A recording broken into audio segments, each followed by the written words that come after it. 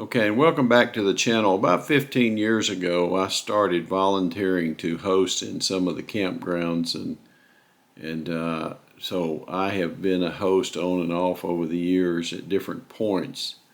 And I thought I'd do a video about that today that might help some of you out there that like to travel in your RV, and you might be interested in hosting opportunities. And I'll give you a little bit of background on my own personal experiences and all.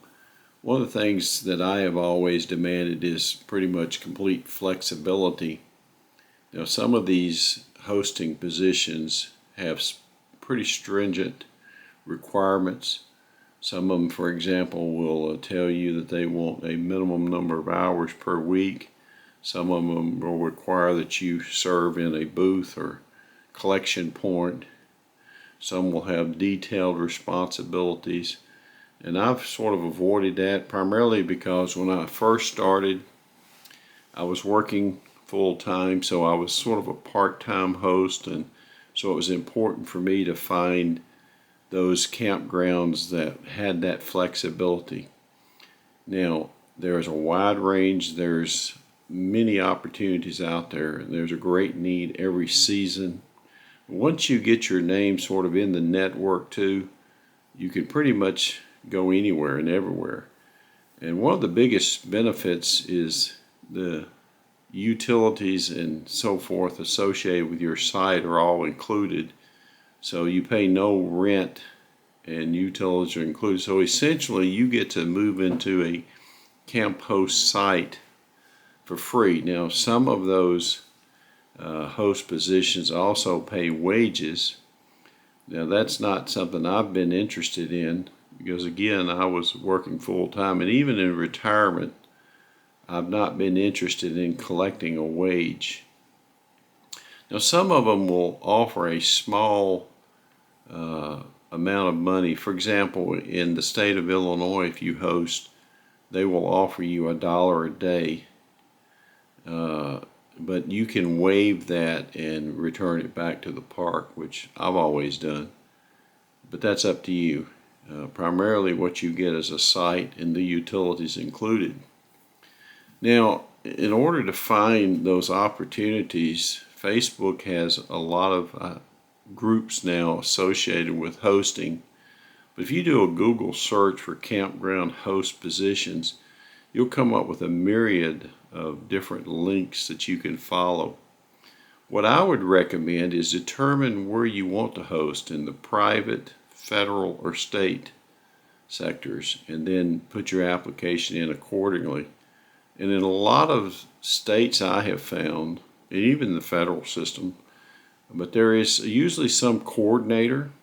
If you can locate the coordinator, once you've completed your application and submitted it to that coordinator, it will be shared out throughout the state. So for example, in Tennessee, where I live and reside, once you have submitted your application, you can specify geographic locations, or you can be statewide, and they will share your name throughout the park. Then you can also reach out to the parks directly.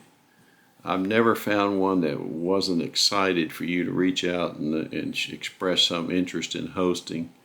I'll put your name on a list if something's not immediately available. But as time goes on, it seems like there's more and more positions available, probably fewer people wanting to do hosting services.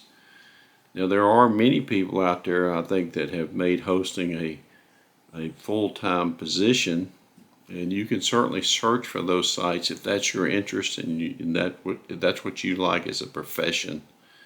But I am really orienting this video toward people that would want to just travel, host for a month or two at a location, maybe for a season, and then move on to another location. And there are people that go all over the country doing nothing but hosting. But you need to understand they're different too. In the federal system, like the Corps of Engineers, there's an entirely different process for hosting. Most of those people are actually being paid a wage, and there's a different RFP type process, I call it, or a different bidding process associated with that. The Forest Service has a unique opportunities too. where they kind of share sites, and you can create a revenue, and you can sort of turn it into a self-employment operation. State parks are unique and they're different.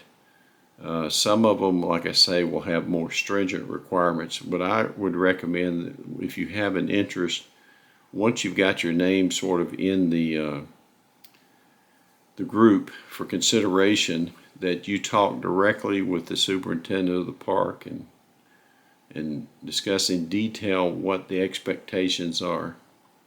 And now I've had a wonderful experience thus far. They treat the host fairly well. They usually provide you some sort of utility vehicle for you to conduct your services. If you're like me, I like to be active anyway. So when I'm in a state park volunteering, I'm going to be active anyway. And I'm going to assist. And it's a wonderful way to get to meet all kinds of people. And I certainly have met just all kinds of people from everywhere through my hosting. And some of those people have gone on and they're now, I consider them friends. I stay in contact. Sometimes I will travel with them or we'll meet in different destinations. I don't host all year long, although there are some locations where you could stay even throughout the winter. But I'm a snowbird now through my retirement, so I usually try to pick locations where the weather is going to agree with me. But it's a wonderful opportunity, and it's just a whole bunch of information out there on websites and in Facebook pages. I should tell you too that almost everyone I've contacted or hosted at, there is a background process or background check that goes on. Some of them are a lot more intense than others. Some of them it's pretty simple. It might be just simply running a driver's license or social security check. Some of them will require fingerprints. So it really depends on the state that you're wanting to serve in. They will usually have different time periods they'll want you to serve. Some will be happy to have you all season.